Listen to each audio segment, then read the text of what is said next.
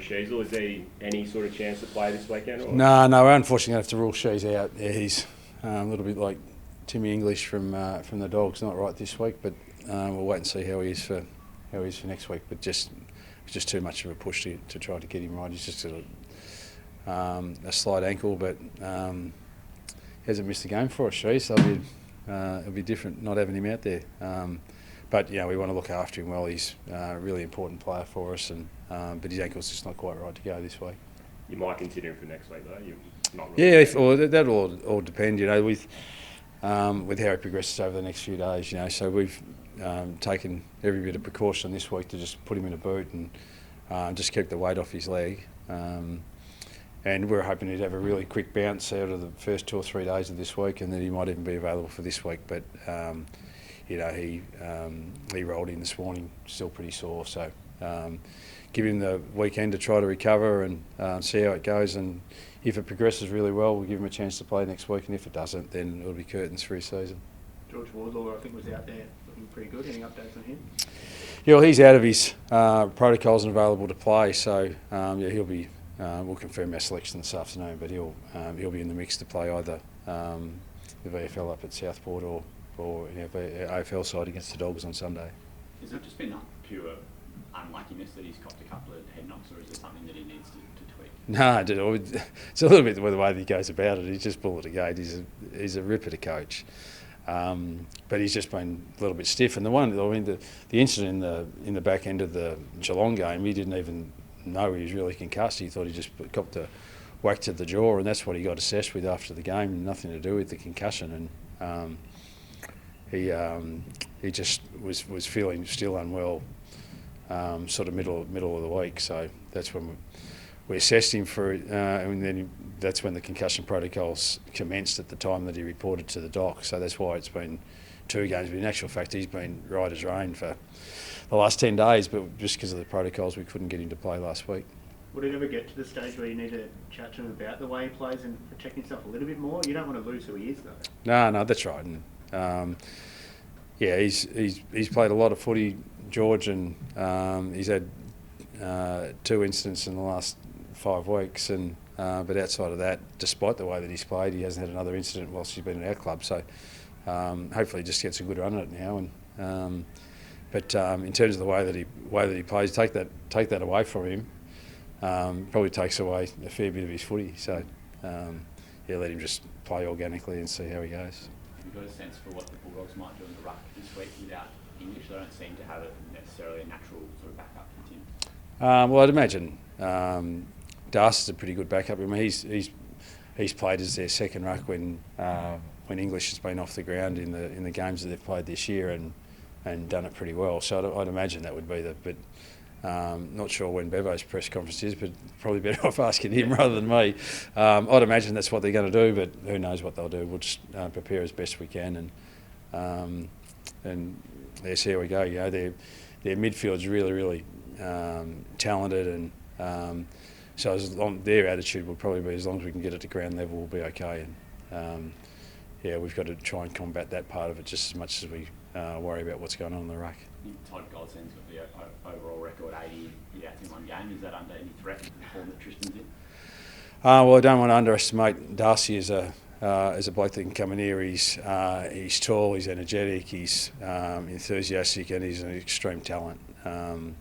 He's for a big fella to come into the game and do he's probably best suited to play ruck, to be fair, but he's come in and just because they've got English, he's just played forward and done that really well. That's a really difficult ask for any young player in the competition to come in and just hold down your spot as a key forward in the game. And maybe that's just his secondary position. I don't know. Like, he's really capable centre half forward, centre half back, and in the ruck. So it's a pretty special talent. So we won't be underestimating the Dogs by any stretch just because Tim English isn't playing, because they'll have someone capable like Darcy that can get in there and do the job. It has been a pretty special year for Sherry so far. He's rocketing into All-Australian sort of conversation. Did you expect he would be this kind of player in pre-season and perform the way he has, or has he even outdone your expectations?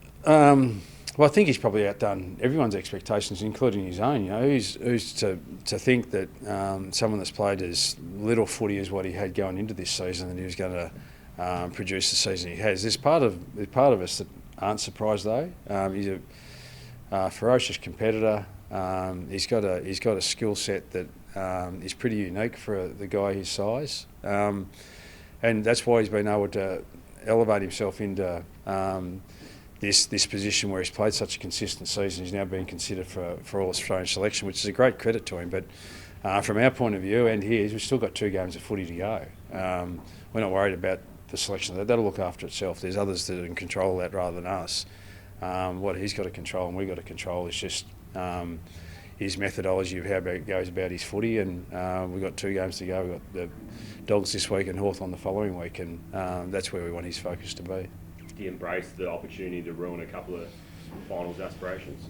Well, I'm not sure if it'll ruin finals aspirations for those sides, because I think both those sides will end up making it anyway, irrespective of what happens with our results. But we just want to play as well as we possibly can. We've been really, really competitive in a lot of games since the break, and we were really, really competitive for the bulk of the game last week, and just really disappointed in 2 different phases of play. A patch in the back end of the third quarter, and then the last 3 or 4 minutes of the game where we're allowed to kick West Coast to kick multiple goals. So, we know that if we're really, really competitive, we played the Dogs 6 or 7 weeks ago.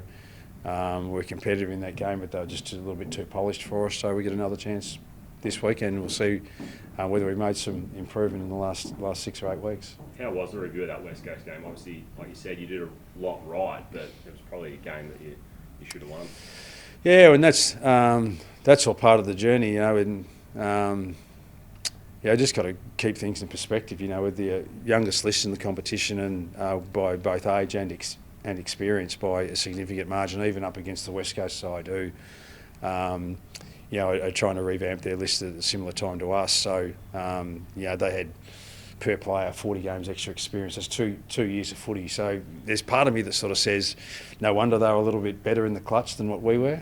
We'll continue to learn every time we go out and play, and we did some things right in that period of the game, and other stuff that we still need to improve on. So we just look at it every opportunity that we play, whether we win or lose. Especially if you lose, it's just a fantastic learning opportunity, and particularly for our group at the minute, as I said, being so inexperienced and young, it's just every opportunity they can get to be exposed to that type of situation is just gold for them. You said a few weeks ago you hadn't spent a lot of time working on close finishes out on the track because you hadn't been in many. You are in a few now. Have you spent a bit more time out there working on it? Yeah, and the good part about that is that the best learning you can have is real time. We can train as much as we like out here, and we can talk through it and we go through vision, but it's the real time opportunity. And as I said, we did some good things in those moments in the game last week against West Coast, and there was others where we just let ourselves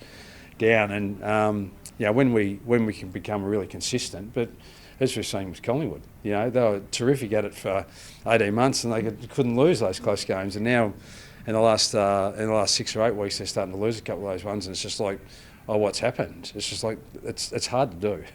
And they did it really, really well for a patch, and then it just seems to have deserted them for no reason. It's a hard part of the game, but all we do know is the sides that can control that part of the game really, really well give themselves the best chance to win those games of footy.